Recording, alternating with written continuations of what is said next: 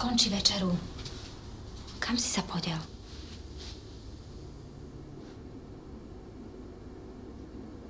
Pýtal sa na mňa. Pýtal, pravda, že?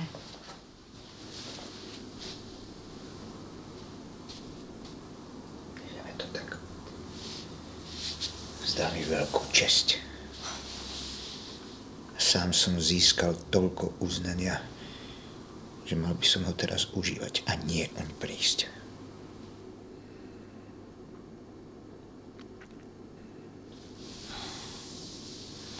Či s pitou nádejou sa unášaš? Máš obavu byť tým, čím spravila ťa túžba. Chceš mať to, v čom zračí sa ti vrchol života a v sebe vidíš iba zbabelca. A čakáš, kým ti do úst nepadne pečený holub. Prosím ťa, prestaň. Všetko, čo je ľudské, na to trúfam si. Viac človek nezmôže.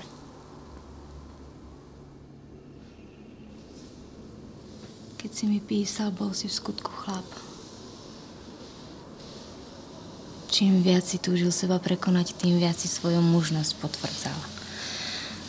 Čas ani miesto nežičili ti a jednako chcel si ich ovládnuť. A teraz, keď sú s tebou, vzdávaš sa.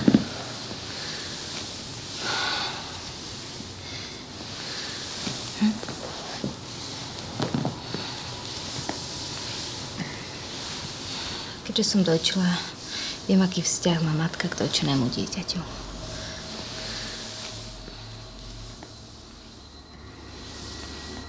Mohlo by ma láskať úsmevom.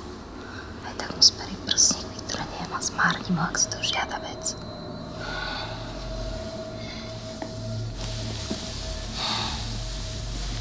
Čo ak to nevíde?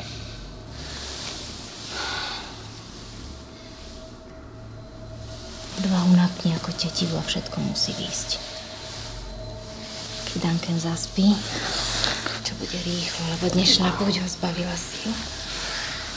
Oboch komorníkov napojím vínom a tak otupím, že pamäť strážca mozgu bude tým, čo zahmlí schránku rozumu. Keď na Cengáni sa polomrtví spánok pohrúžia, môžeme s nestráženým Duncanom naložiť, ako chceme. Ba čo viac. Zvalíme náš čin na tých opilcov.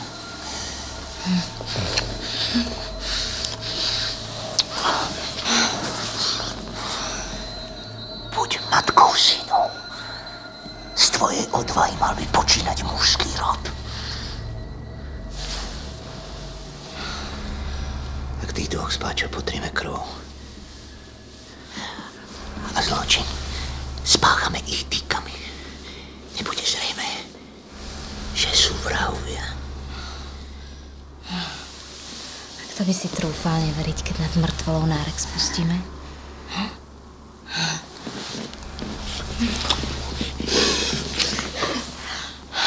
Rozhodol som sa. Telo lačné je. A volá po tej strašnej hostine. Pretvárka je teraz naša zbraň. Faloš tváre,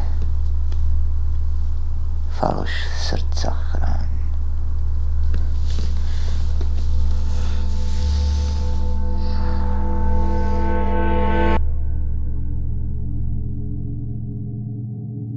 Čo opilo ich, dodalo mi síl. Čo zráža ich, mne dáva krídla. Je tam.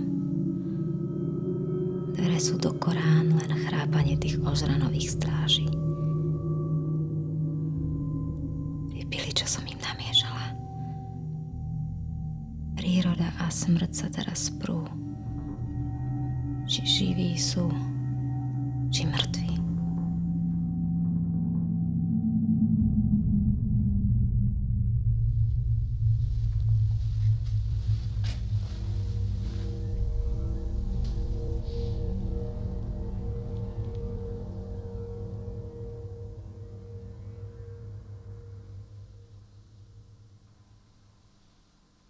Vykonal som to.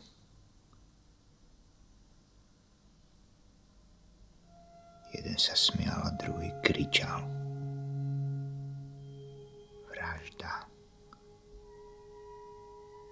Ja som to počul. A v tom druhý kričal. Pán Boh s nami. Ja som tam stál s rukami ako kat. A ani som nestihol na to. Pán Boh s nami. Amen. Zakričať. Už dosť. Ale prečo mi to nešlo z úst? Kto taký čin si priveľmi berie k srdcu zošalie. V tom ďalší skrikol: nespite. On spánok zabíja. Prečo, milý ten, chceš svoju vzácnu silu utrácať na choré preudy? Choď a zmy si z rúk tú špinu, čo ťa môže usvedčiť. Na čo si tie dyky priniesol? Ich miesto je tam. Choď a skrop tých spiacich sluhov krvou. Nejdem. Ja sa bojím aj pomyslieť na svoj čin. Nie je to ešte hľadieť naň. Ty slaboch. Podaj mi tie dyky. Spiaci a mŕtvi podobní sú obrazom. A dieťa vylaká čert na stene.